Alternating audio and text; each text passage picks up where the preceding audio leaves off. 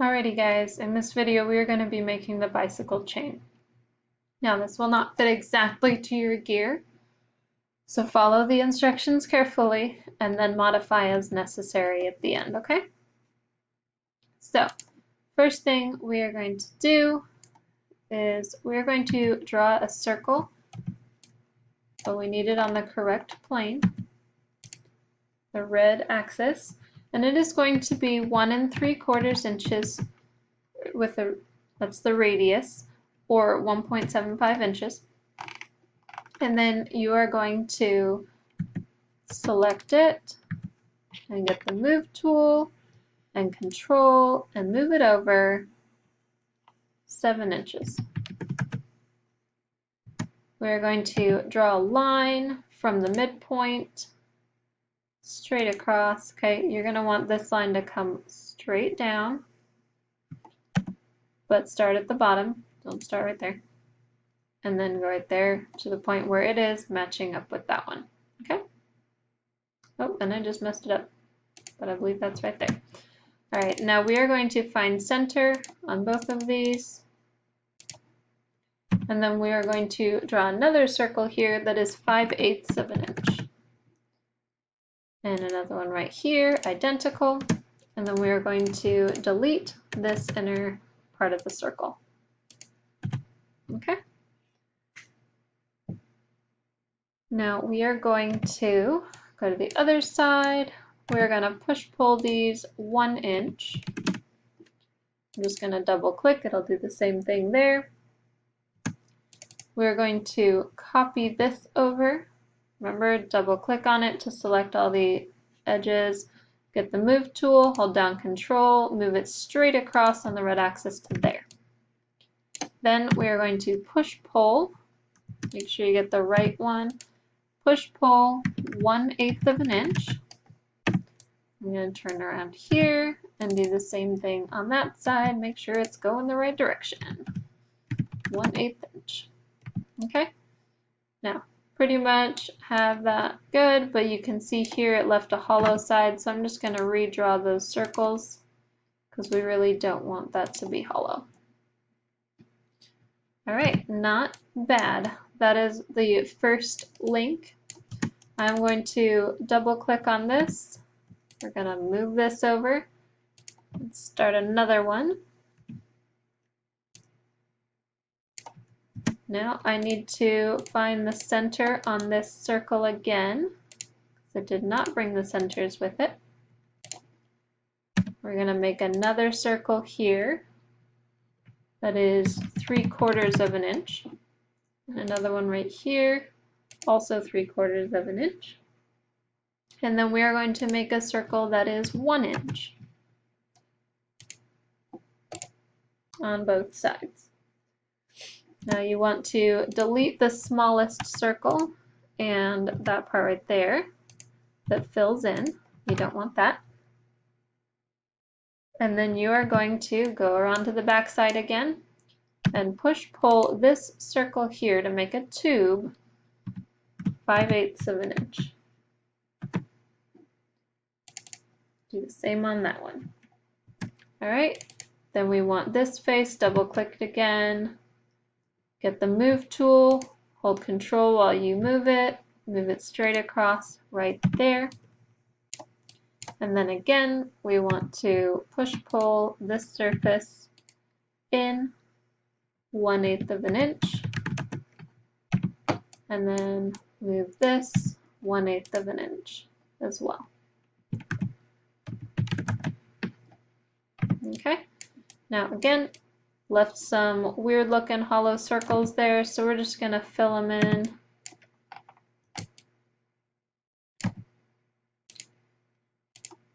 Okay, and then I'm going to delete that center though, which it didn't quite work. I have to do both. There we go. Because I do want the outer ring to be filled in, but I still want it to be a hollow tube. So I'm going to make sure I do the same thing on this side. We're going to have to do to both circles in order to delete that center one. And there you have it. You have each of your pieces to the link. Now what we're going to do is select this and make it a component. I'm just going to call it link outer. And then I will call this one link inner because it sits inside of the other one.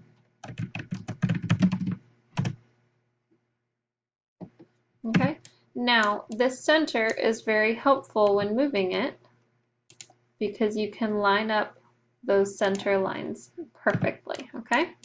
Now, when you do that though, it's gonna kind of sit inside of the other one, and that's really not what you want. So you're gonna have to use your move tool, but then keep it exactly on the red axis, so that way you know it's still centered. Okay?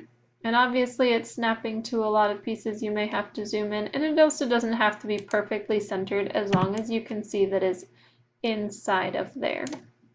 Now I want mine a little bit more centered than that, but we'll see because it's really not wanting to cooperate. There we go. That'll make me happy. Okay, so then once you have those two, what you're going to do is you're going to select them both. I'm going to zoom out. I'm going to go ahead and move these. Okay, this is the tricky part that you're going to have to do for your gears. Okay, your gears should look the same as mine. The triangles might be a little bit different, but they should be stacked like this. That is what you were asked to do. Okay, I didn't give you the exact depth. Mine are 1/8 of an inch wide because they're just bicycle gears. But if you have something different, that's okay. But that's approximately what they should look like. Now, as you can see though, this is huge in comparison to mine. So what I'm going to do is I'm going to get the scale tool and I'm going to shrink it down. Okay. Now, I'm also going to hit K so that I can see exactly where these are landing in accordance to the gears. I'm going to move it again. I'm going to move this guy. We'll go with these two. Okay. So I'm going to kind of center it around these two gears here. I'm going to hit scale again. I'm going to move. Now, as you can see, I'm kind of working behind there. That's not my goal. So I'm going to match it up there again. Move it on down over these guys. I don't really want it to touch there either. And obviously, it's still not quite right. I'm going to move it over so that that's centered around the gear a little bit. Now this one I want to leave straight across because that's the one that's going to go over to the other gear. The other one, I'm going to need to tilt a little bit. Oh, messed that up. I just want to move it over so that it's around the gear. Okay.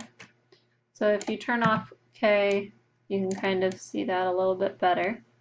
Now it looks like I squished that gear in that one a little bit. So I am going to scale again, but I'm going to go straight for the width here. And I'm going to hold down Control so that it does it evenly. Okay, that looks pretty good to me because it should be tight, just not too tight on that gear. All right, now this is how you are going to do the rest of the links. You need to just click one. You're going to click Q for your rotate tool, grab that center point, and then just pull it down as far as you need it to go. Okay, and you're going to grab this one. You're going to get your move tool. You're going to use this point right here, line it up with that point, then move over, get your rotate tool right there at that center point, and you're going to rotate that axis down until it fits on your gear just right, okay? Oh, and I did that wrong because when you move it, you need to hit Control because you want a new one. And I grabbed it wrong. There we go. All right, now I have 2. Now you want to rotate it. Try not to do what I just did.